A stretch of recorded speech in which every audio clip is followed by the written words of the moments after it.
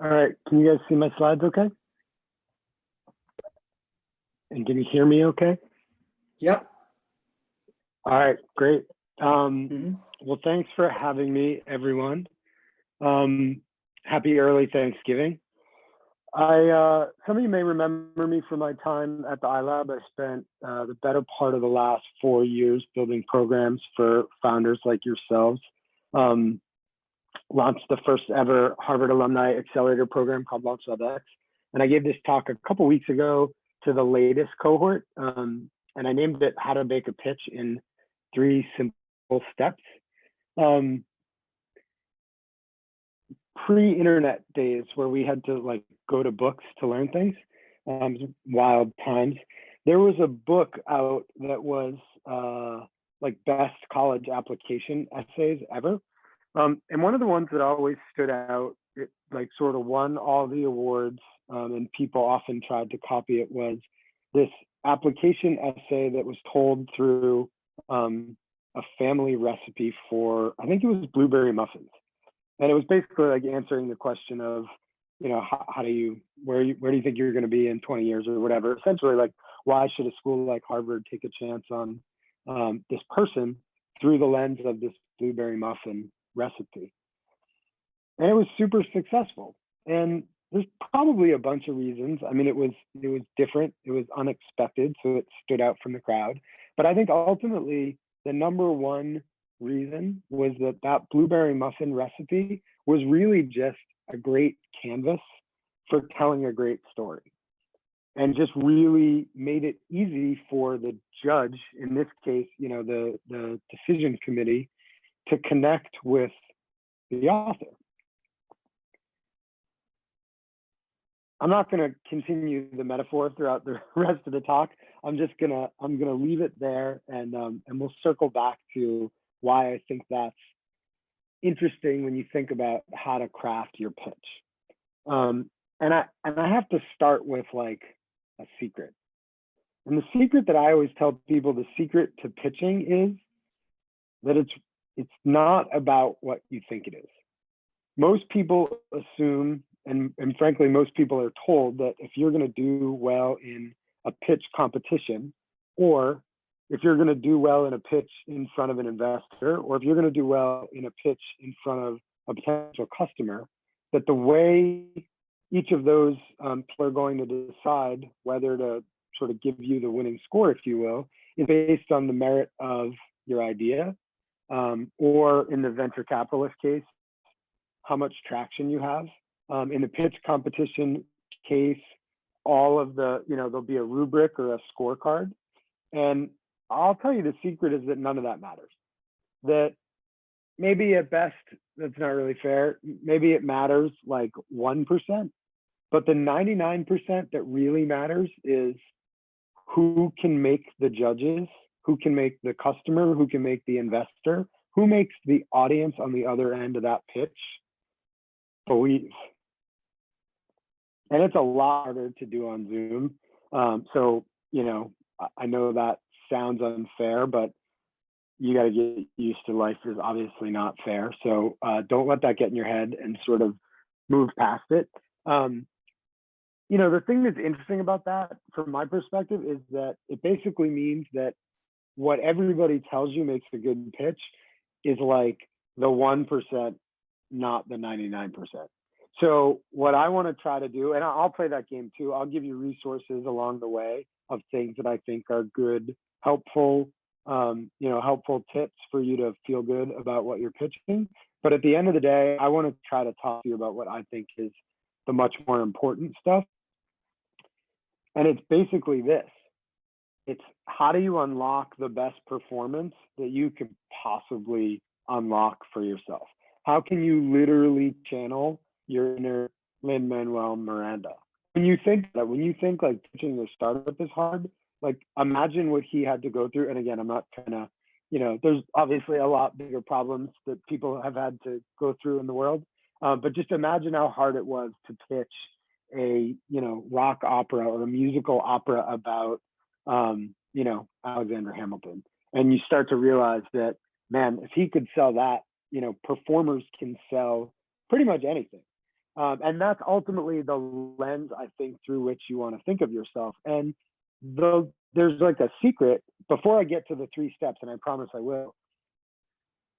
The secret is that Lin-Manuel and everyone that unlocks their performance, their like inner Lin-Manuel, the first thing that they do is they nail confidence. And I could tell you, so for years at the iLab, or even just going into pitch meetings with teams that I had coached, I can always tell when a founder is going to show up the next day. Like the night before, we're doing a final run through, you can always tell who's going to show up. And the reason you can tell is that they just exude confidence. If the slides don't work, like a founder that I coached who won TechCrunch Disrupt 2 years ago in Berlin, he's in a like basically a stadium in front of like 2,000 people, and the mic completely shit the bed as he's giving his pitch. And you know, he like notices, taps on it, like throws it off to the side, and just keeps going. Like nothing was going to get in his way. And sure enough, they like scurry out and give him another mic, and he played it off like he was cool as a cucumber because he was prepared, and that preparation led him to feel like bulletproof confidence. And that's really what like that's kind of like what I'm doing here today, and why I like to give these talks, is to try to convince you guys that everybody wants to win, like everybody wants to do a great job at the pitch, but the ones that really prepare, the ones that like really lean in, and in this case what that means is to feel bulletproof confidence about telling your story, those are the ones that really do well. And I'll tell you, the confidence thing, like why it ties to preparedness, is interesting. And it comes, I think I've realized it comes from this place of real pure clarity. And I'll tell you a quick story. A colleague of mine, Roy Williams, he wrote a bunch of best-selling books in the late 90s called The Wizard of Ads. And he always tells a story about a client of his that comes to him and says, "Hey, Roy, I want you to come out and meet my team. This is like the end of the year. I want you to basically talk to them about our plan for next year and basically just like get them pumped up. No big deal. I just want you to, tell them how we're going to use marketing and advertising to help us achieve our goals. And all I need you to do is talk for 5 minutes. Can you come out tomorrow?" And Roy says, "I'd love to do it. And I'm happy to come out like maybe late February." And the guy sort of takes a step back and says, "Geez, I'm glad I didn't ask you to speak for an hour." And Roy sort of laughs and says, "You don't understand. I can speak for an hour about how advertising can help your team right now. I don't need any kind of preparation whatsoever. What's really hard is figuring out what to leave out so that in 5 minutes, they actually get the message." And getting to that clarity is really what drives your confidence. It's when you walk into a pitch and you say, "You know what? I got like 2 things that I need to accomplish, maybe 3 tops." You just feel different. And, I've seen these founders where they go into these pitches with 52 slides and it's a 4-minute pitch. And so they really know that that's like not a good ratio for them. And they just think, "I'll just talk faster. And that way I'll get through it faster and it'll really be fine." I promise you, as you're going to see, the key to gaining real confidence and real like a sense of feeling bulletproof comes from getting real clarity on what you want to say. So I don't mean it's like what you want to say, like a script. I mean, really like what you want to accomplish. And I want to start there. I want to like grind this presentation to a halt right off the bat. I always do an exercise. And typically the exercise I do with teams is I have everybody stand up, partner up, and pitch, just like off the top of your head, pitch for 60 seconds about what you're working on. And I'm not going to make you do that over Zoom because I don't think it would work very well. But I promise you can do that on your own. Grab a buddy and do the same exercise. And what you're really trying to do is you give this pitch and then you ask them to tell you what they remember. And what inevitably happens is the founder's eyes are open to, man, I just talked for 60 seconds, but they remembered like the company name. Or in some cases, like they didn't even remember the company name. And it just opens your eyes. And so that's what we're typically trying to do. Today, I'm going to do something a little bit different. I want everybody to take out either a piece of paper if you're old school or your phone, iPad, computer, whatever. And I'm going to give you 60 seconds, and I want you to just think. I want you to like step through your pitch if you have one. If you have slides in your mind already, I want you to walk through them. Or if not, just think about giving your pitch. And I want you to think about the one simple thing that you want the audience to leave with. That's it, just one thing, and I want you to write it down.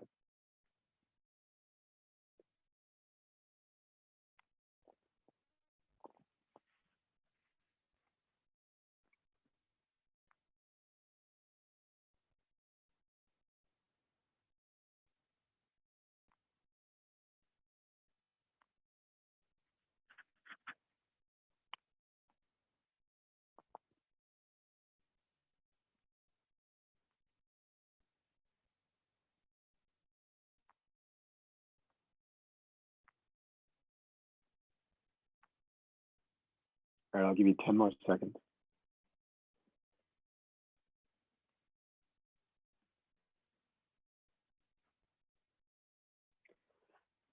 If we could unmute people, does anybody want to share one of theirs?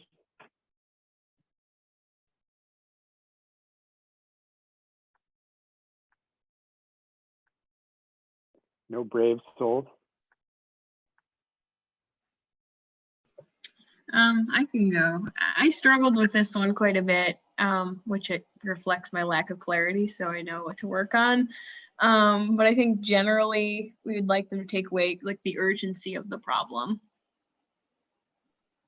that we're trying to solve. Okay. And what is the urgency of the problem that you're trying to solve? So we're working on social isolation and loneliness among older adult patients in hospitals. Okay.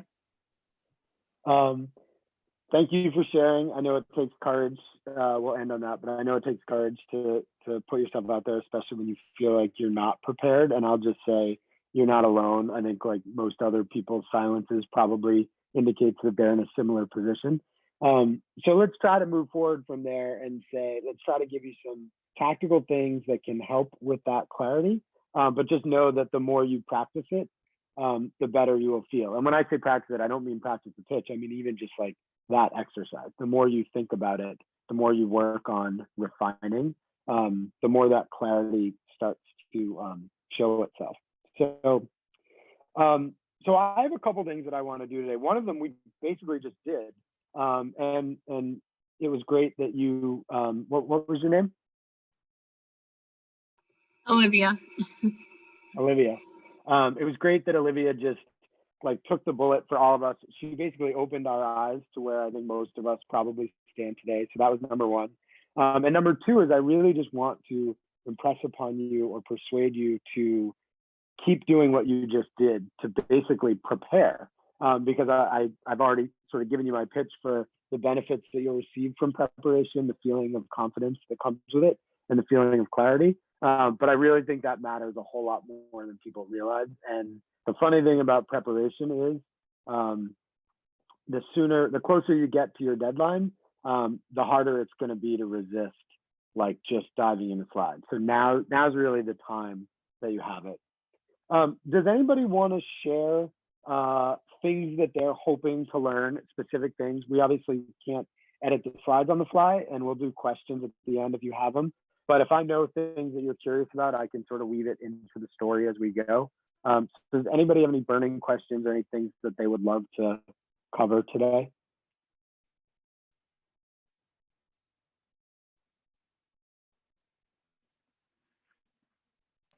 I have something. I've heard multiple times that the most important thing or one of the most important things to emphasize is your team or you, like who you are as a founder and why you're uniquely qualified. And so I just wonder what kind of advice you have for presenting yourself and your team. Definitely. We can definitely talk about that. Anybody else? Daniel put in the chat here, what lands better, details or delivery? Is the answer contextual? I mean, I feel like the answer is always contextual, right? But yeah, details versus delivery. Okay. Anything else? I'm wondering if it's better to begin with the problem or the solution, like what's more engaging? Yep. Okay. Anything else?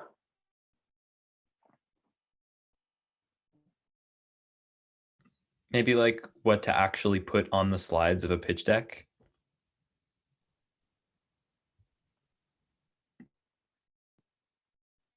Okay. Great.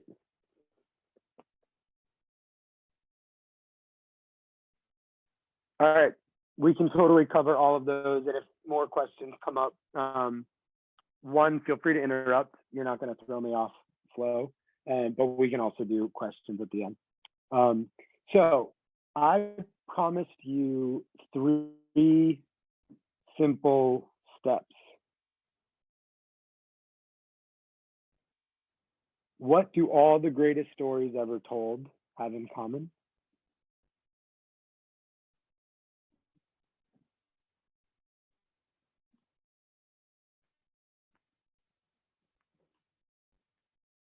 These are all pitches. They're all stories. So what do they have in common? Anyone guess?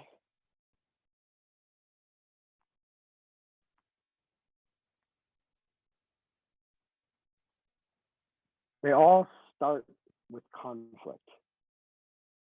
The story of all of those stories is conflict. So take out, this time I'm only going to give you 15 seconds, and I'm not going to make anyone share, I promise. But take out your notes and think for 15 seconds about what is the conflict in my story.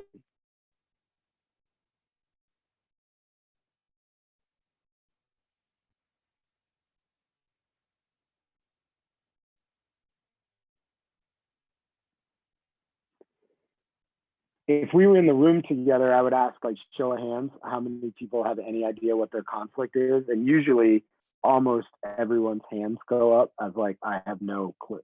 So if that's the situation that you're in, don't sweat it. Let me give you a hack. Let me give you a starting place.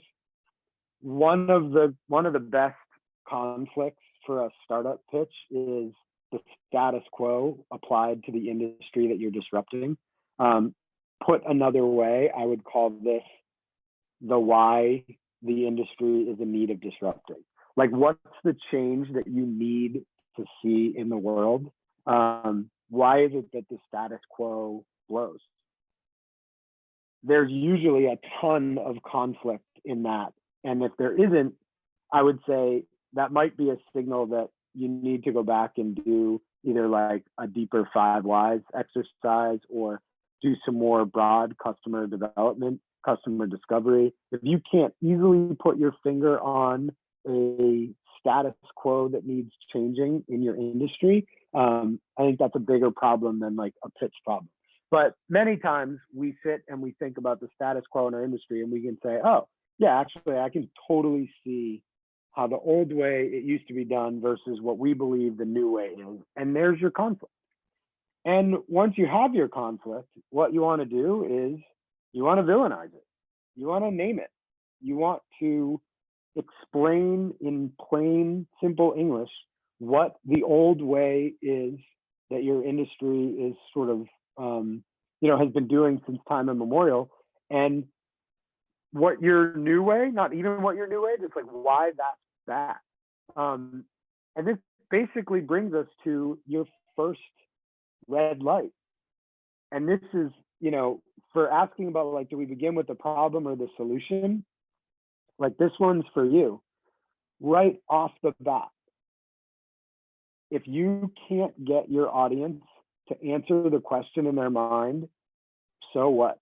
Like if you tell them the conflict and they don't know why they should care, you have not earned the right to move forward. And you're welcome to move forward, but I would sort of advise that you're moving forward at your own peril. And it doesn't mean that you have to always start with a problem. Like there's a bunch of different ways to skin a presentation, and there's no one right answer or wrong answer. You ultimately have to find your story. But whichever slides you use, right off the bat, you really need to nail the great conflict in your story, who the villain is, and you need the audience, the judges, to be nodding their head around understanding why this matters.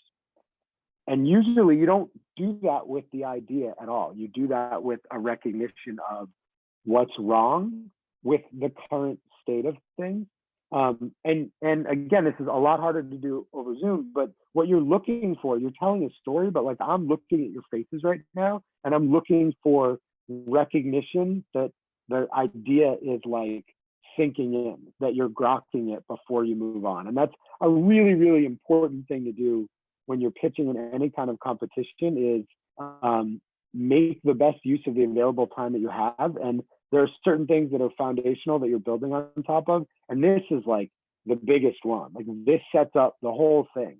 If you can't find a way to communicate what the conflict is, they're always going to be listening to you with like one ear, but in the back of their mind, trying to connect the dots, and they're going to lack the context to be able to do it. So if you take away one thing from me from this talk, I want it to be this: like spend all of your time, energy, and effort until you feel really good about nailing the conflict, just focusing on the conflict. And then it actually gets kind of hard. So you nail the conflict, you've defined the stakes, you've defined who the enemy is, and you have like eyes nodding, and you feel like you're in a good place. So you're going to move forward. What you want to do at this point is explain what I call the North Star. And here's a framework that you can go out and Google. Look up Andy Raskin, and his framework is called the Promised Land. When he defines the Promised Land, he talks about it as a North Star that guides everything that everyone does. And it's the one thing that you're always going to be pitching. I'll show you a couple examples of this, but this is, when I said before about clarity, like this is clarity. This is the thing that everybody needs to know. And as you'll see, it's not about the product. So I'm going to give you two examples. One you're going to absolutely hate, although maybe with the last couple of weeks you won't hate it as much as you used to. But this is a really good promised land. It says nothing about the details. It says nothing about the solution, but it says everything to the audience that it's intended to get people to sort of believe in where we're going. So again, look, forget the face, or just smile because it's like, you know, the national nightmare is over. Just take it for what you can learn from it. But here's another one. And this is a legit, you know, this is a startup pitch. And this is Sophia, this is one of my teams, and they are in fact in the virtual office business, but yet their pitch is, we're not a virtual office. We're not another virtual office. We're pioneering how work gets done today and tomorrow. And that becomes the context of the status quo and how the status quo has changed. And that becomes the context for the great conflict in your story. So that's the first ingredient. And I would argue that it's by far the most important one in your pitch. So if you're faced with looking at the amount of time, I'll get like super tactical for a second. If you have a 6-minute pitch, I always say to people, cut it in half and ask yourself within the first 3 minutes, what do I absolutely need? Like, how much do I need to tell to get them to understand the conflict? Because if they don't understand that and you move on to the second half, it's all falling on deaf ears. So really, like, that's the goal, is to get halfway through your pitch and say, if you've nailed the conflict, you're in good shape. So let's give you two more things that you can do to work on getting the clarity and building your story from there.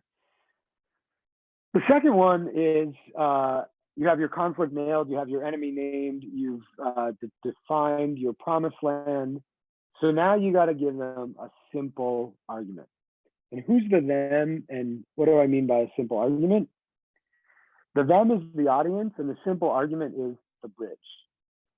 The bridge is your use case. And your audience, they ultimately have to sit in the role of your customer. So if your approach is to make them need to be a genius at the Genius Bar, that's probably the second biggest way you've already lost the pitch. You need to make them feel what it feels like to walk a mile in your customer's shoes. And this, unfortunately, is not going to do it. Like, you can't give them a demographic description. You can't say that, we're solving pains in the automobile insurance industry for, 18 to 25-year-old drivers. Like, that's not a relatable story. That's a caricature. And what you need to do is actually paint a visceral picture. They have to be able to see themselves walking a mile in those shoes, and they can't need to be an expert. If you're pitching venture capitalists, the sad reality is they'll probably think they're experts in every one of your spaces. But, you can imagine if 25 of you are going to pitch, nobody is an expert in 25 different businesses. So it's a huge risk to assume that they're going to need to know stuff.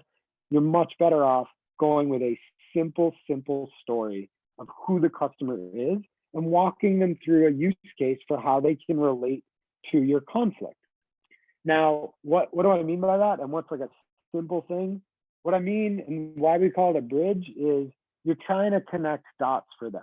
And so I say to people, remember this rule happened twice. And what happened twice means is go half as deep as you think you were planning to go and spend twice as long explaining it. I don't care if you're the night before your pitch and you have 25 slides. It would be a lot better off if you just did the first 12, or if you cut 12 from the deck and you spent all the quote extra time that you think you're going to have building connections and bridges between the elements of the story that you're going to tell, because people aren't going to be able to figure it out on their own. And then you have this thing. There's a technique that you can do. I'll tell, like, again, a very short story. There's an older woman. She's in her like mid 60s, and she's supposed to go visit her son, and her son's in prison.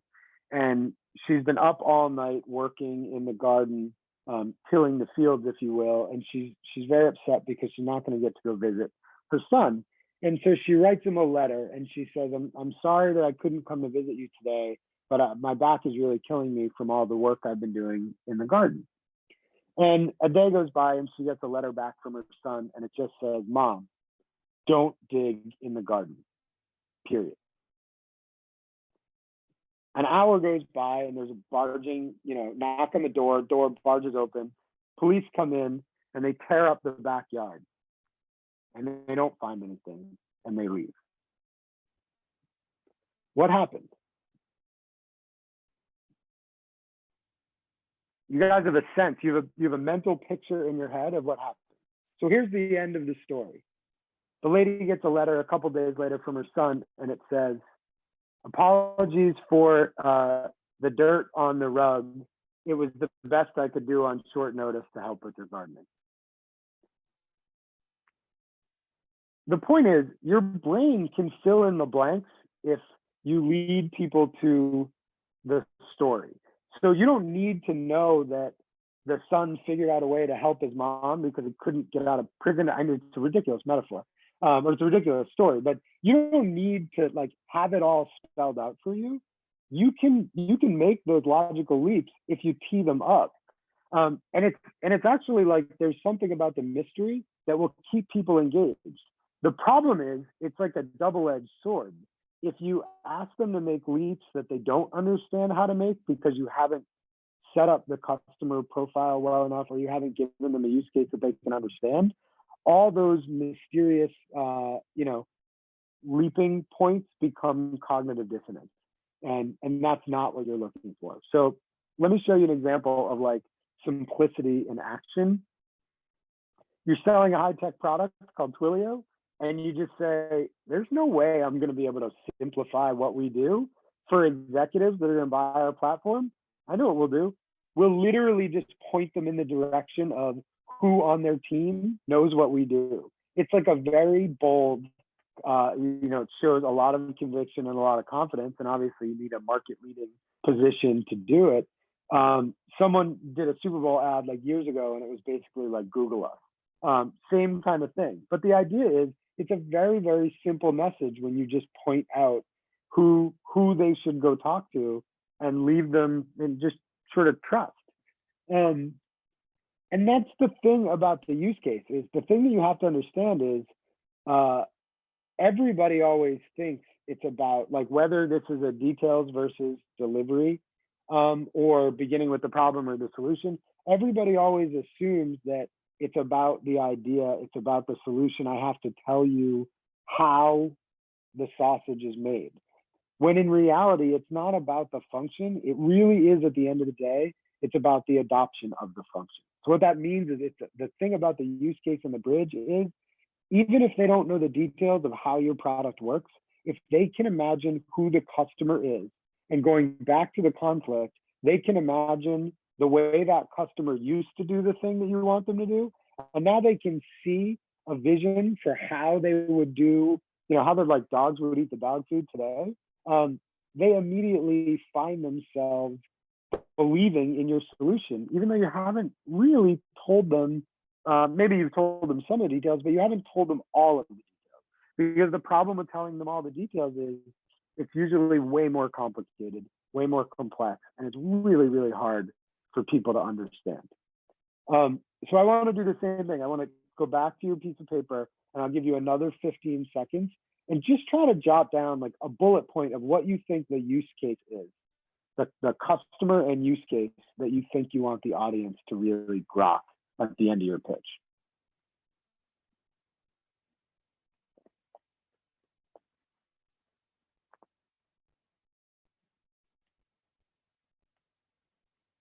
Okay. And what we're doing here, just so you know, is we're basically building a roadmap for you. We're talking to you about how to deliver a pitch, but we're giving you a roadmap to get to that place of clarity or confidence that you can fill out later, and you can figure out how to move the pieces around and build your slides from it. But that's why I'm stopping at all those points and sort of giving you a moment in time to check in with yourself and try to like remind yourself later when you go to plan your pitch. So we've covered 2 of the 3 steps. We talked about conflict. We talked about the bridge, the simple bridge. So if you've done your job, you're sitting here and you said, my audience is walking a mile in my customer's shoes. They know what task I'm asking them to take, and they even understand why they should. You've like paved the road, but now you need to pour gasoline on the fire. And there's one last step to being able to tell a great story. You got to make them feel like that's it. At the end of the day, they control their own momentum. And a local investor in Boston who's a real sharp guy, Mike Troiano, always says, if you want to change someone's behavior, it's not just enough to change how they think. You actually have to change how they feel. And so I'm going to go back to Hollywood for a second and basically tell you that I know it sounds uncomfortable, but you have to become William Wallace. Like, you're creating a movement. You're not pitching your startup anymore. You're trying to get, yes, we can. You're trying to sell hope. You're trying to get people onto your side. And usually when I talk to founders about that, I get, you do realize we only have 4 minutes to give this pitch. And people like me, ecosystem builders, for years have been screwing you guys, and we should probably apologize. It started with a 20-minute pitch or a 10-minute pitch, 10 minutes of pitching and 10 minutes of Q&A. And like, just with every competition, it seems to get shorter and shorter. And I think it's because we just think it's funny to see what's going to happen. Pretty soon it'll be like, we do lightning talks too. So I guess you do 15-second pitches. But the point is, if you're going to tell your story and you're going to build an emotional, like a deeply emotional connection, it doesn't take nearly as long as you think it does. So anybody that doesn't know, this guy, he wrote a couple things. His name's Ernest Hemingway. And he wrote what people like to describe as the greatest short story that ever lived. I'm going to show it to you. What I love about this example is, if he could do it, and the legend is that he was like drunk in a bar and scribbled it on a napkin. The funniest thing is, like, I'm not even sure he actually wrote it. I think probably someone at like Ogilvy invented it maybe 40 years ago to probably sell baby shoes. But the metaphor very much works. It doesn't take a long time to build an emotional hook, but you need to know what the emotional hook is. And so So I think it was you, Olivia, that asked, you know, how do you talk about the team? How do you talk about you? How do you tell your story?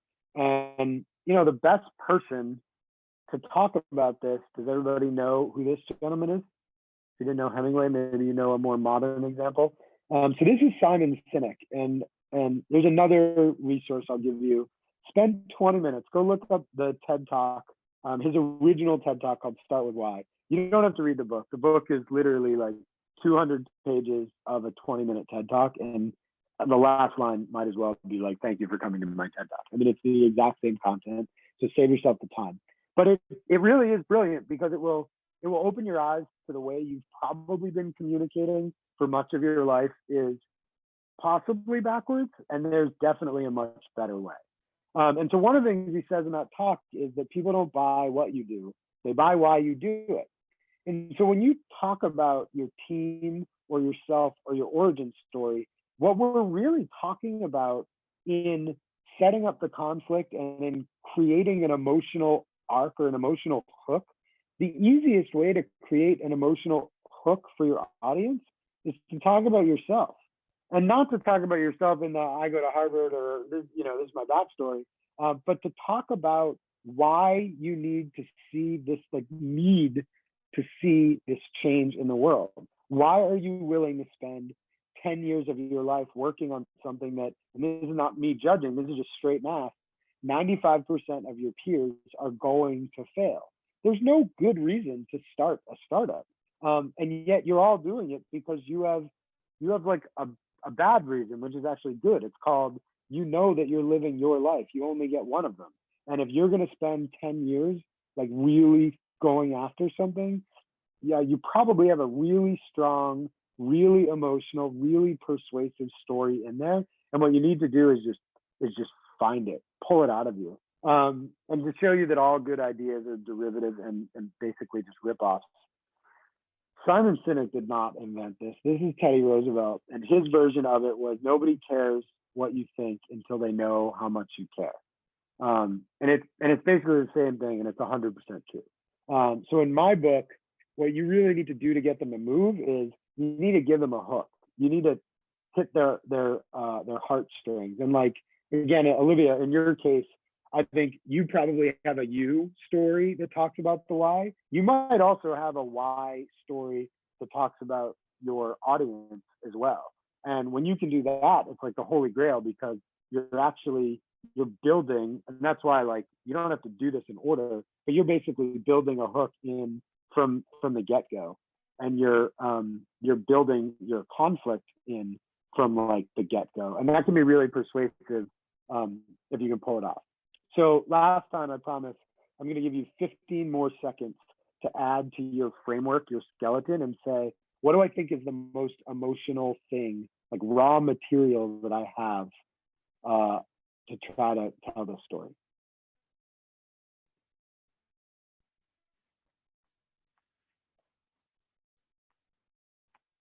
Okay. So for the what goes into a deck, I'll talk about that in like much more tactical details in a second. But let me give you what goes into a deck at a 10,000 foot level, like a thematic answer to that question, which I doubt is what you're asking for, but I would argue is probably the better answer. If you've done those four things, the first one was you prepared in advance so that you walked in and you felt like a badass and you like sung your heart out without really singing. And essentially what you did is you confidently told a story of disruption that's coming to your space through the lens of a simple message that featured a customer going on a customer journey on a use case that was very emotional. It tugged at their heartstrings. What you're ultimately doing is you're bookending your talk. You started with a sea change that's coming to your industry. You ended with a story where the after serves us better than the before. That's really it. I mean, that's the whole story arc. If you go back through all those movies that I showed at the beginning, that's what they all are. A story of conflict where you feel better at the end than you did at the beginning. It doesn't always mean the good guy doesn't always win, but it's closure, it's clarity, and you feel better at the end than before. And that's the story that you're trying to tell. And I promised you it would be simple, and I really do think it is. I never promised it would be easy. It's really not. And go back to what my friend Roy always says. There's a lesson in there, which is that you almost have to, and I don't think you have to do this in slides, but you almost have to brain dump everything that you want to say, and then take a hatchet or a red pen and cut out 80% of it to get to like only the most clear stuff. If you have time, that's usually the best way to do it. And you can do that by just basically always be pitching. Pitch your parents, pitch your friends. I used to say to people, like, go to a bus stop and just sit and pitch there. Obviously, you can't do that anymore.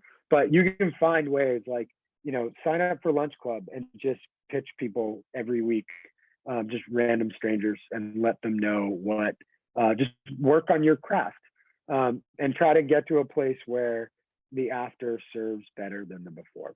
And I'll leave you with one final thing. This is a Mandela quote that I've always really loved. And he says, courage is not the absence of fear, it's the ability to act in the face of fear. So I said to you before that preparedness, the reason I wanted to persuade you to prepare is so that you would feel confident, so that you would feel bulletproof walking in to that pitch room. I realize that human beings are, like, we're all our own version of a snowflake. Everybody is different. Some people derive their confidence and they still get sweaty palms, or they're still nervous walking in. Don't use my words against you. If you're going into the room and you're feeling a little shaky, like, I'd rather you try to remember this and say, what matters is what you do next. What matters is how you deal with that uncomfortable, scary moment. And the preparedness, I think, is something that you can fall back on and lean back on. But this is another thing, just know that it's okay if you're a little bit afraid, and no judge is going to dock you for being nervous. If anything, it will likely humanize you, and it'll probably help you. You can't manufacture it. You can't be inauthentic about it. But just know that, like, it'll totally be okay. So I'm going to end there, and I'll take some questions, but I feel like I didn't really get to the last one, I think the spirit of that question. So I guess I'll just start there in terms of what goes into a deck. I think you can Google and find your way to a lot of frameworks that will talk about a sort of standard 10-slide pitch deck. And I think that's always a reasonably good place to start. And then you have to ask yourself, and the context does matter, you have to ask yourself, what kind of pitch am I giving? Is it sitting down with a venture capitalist one-on-one and pitching for a couple $1 million seed round? Or is it pitching a competition? And if it's pitching a competition and there's a rubric, they tell you the things that they want you, they want you to cover. Like, this will just be me saying, just because they want you to cover them does not mean you need to cover them in as much detail as you think, or in the pitch itself. You can also cover them in Q&A. You can also build an appendix, and you can have as many slides in that appendix. Like, you guys don't know what my next slide is here. So for all you know, it's an appendix that has the 10 slides that go into your deck. And when you ask the question, I go, well, that's a great question. Let me show you. And I go to that slide where I already have it teed up. So oftentimes, if you look at the list of questions and you say, I can't get to all of this and still create an emotional connection and give them a simple message and build conflict, I would always tell you that the 3 steps that I gave you will lead to a better delivery, even at the expense of some of the details. And you can flesh out the details or sprinkle in the details in response to their questions. But to me, if I just rattle it off the top of my head, I mean, the starting with why and the origin story, I would say, is among the biggest things that people miss. They want to dive right into the solution. They want to dive right in. If any of you guys were at Harvard Business School, they want to dive right into the TAM. They want to get right into the market size. They think they have some clever growth hack or go to market. They want to talk about that. None of these things are the things that I think are really likely to make or break your story. I think setting up the space in need of disruption, why it is personal to you, why it is personal to your team, those are all like the first things. And then where you go from there, it is different for everyone. And the things to think about are, you know, how are we going to make money? How are we going to find customers? How are we going to persuade customers that we understand and we like relate to where they're going? You know, and then there's like a million other things that you can do from there.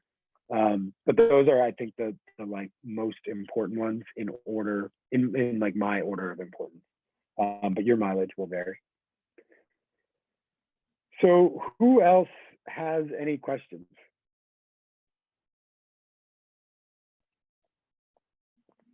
And even though I Yeah. gave you a very like high level talk, feel free to ask tactical questions too. Sorry. Yeah, I really appreciate that you said it's important to start with the problem and kind of like the conflict. I did go to an iLab event last week where the speaker said that it might be a good idea to like almost give a teaser to the solution. So kind of be like, we are X company, with like a one-line statement of what the solution is before moving on to the problem, just to get the audience listening and maybe to drum up engagement at the very start. Would you say that that could work, or would you say that that kind of gives away too much and almost kind of gives the audience a reason to not listen as closely for the rest of the pitch if they already know briefly what the solution is? Sure. So I definitely don't think it's the latter. I don't think it gives away too much and that it's likely to tune the audience out. I think the problem with, and what they're talking about is like either called a high concept pitch, or like Andy Raskin, when he talks about the promised land, he will talk about like teasing the promised land. And in both of those cases, you're thinking of like a one-liner that people can easily relate to. The where I see it failing is when it misses the mark, when it's not super clear. So a high concept pitch, an example of that would be like, again, back to Hollywood, the way movies are made. If you want to make Aliens, if you want to get the script for Aliens to be greenlit, you sell it as it's Jaws in space. And it works if everybody's seen Jaws and if everybody knows what space is. The problem is when you pick a high concept pitch that people either don't know or don't get, or also have bias built in. So like for a while, everybody's startup was Uber for cats, Uber for the gym, Uber for whatever, because Uber was super successful. And what you don't know is like what the judges think that means when you say Uber for. So I hate the answer, it depends, but I really do think it's the right one. I think if you feel good about your promised land or your tagline or your high concept pitch, I think you can totally do it. What I also recommend to people that can work is you have a title slide and you can make that title slide work to your advantage. Some people will read, actually everybody will read if you put words on the slide. So that's another thing to keep in mind. But, you know, oftentimes people will just put their logo on the slide and nothing else. Like that's a perfect time. If you have, you know, like where the company that I showed before, Sophia, like some of the promised lands or some of their high concept pitch are like where work flows, where work is fun, where work matters. So you can put your title slide as Sophia, where work matters. And it's still a little mysterious. It doesn't explain everything, but they know that the audience knows that you're not a, you know, a D2C clothing line or something like that, you know? So if you feel good about it, you can totally do it and use it to help jumpstart your presentation. I don't think there's a real risk there. I think the risk comes when it's not as simple as you think it is. Awesome. That's really helpful. And as a super brief follow-up to that, like when pitching at the very, very early stages of like your company, do you think a logo would be really important? Or do you think that if you don't have a full suite of branding, that that's also okay?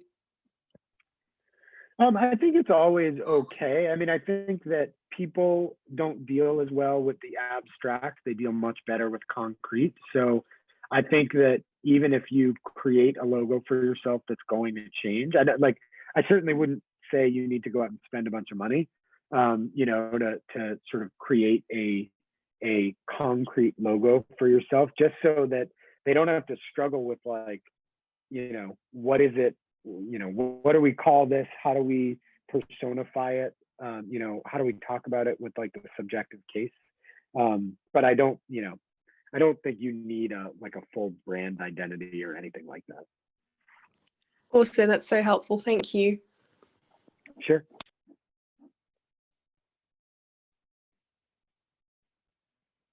Any other questions?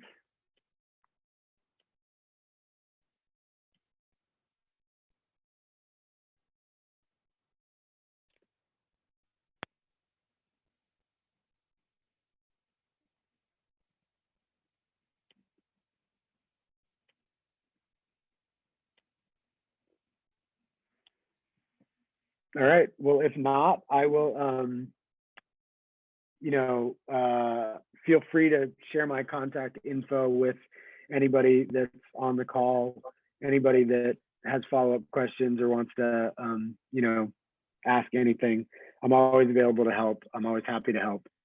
And I wish you guys the best of luck in your future pitch competitions. And I'll throw a quick plug in for the iLab as well. The President's Innovation Challenge is a great competition. It's more than a competition, but it has some prize dollars that float along with it as well. So if you're already getting prepared, you should take a look at that as well.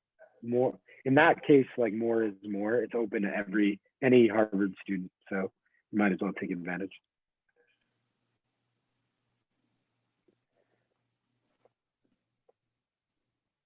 All right, guys. Yeah, thank you so much. Yeah, thank you so much, Howard. That was really wonderful. I think everyone really enjoyed it. That's great.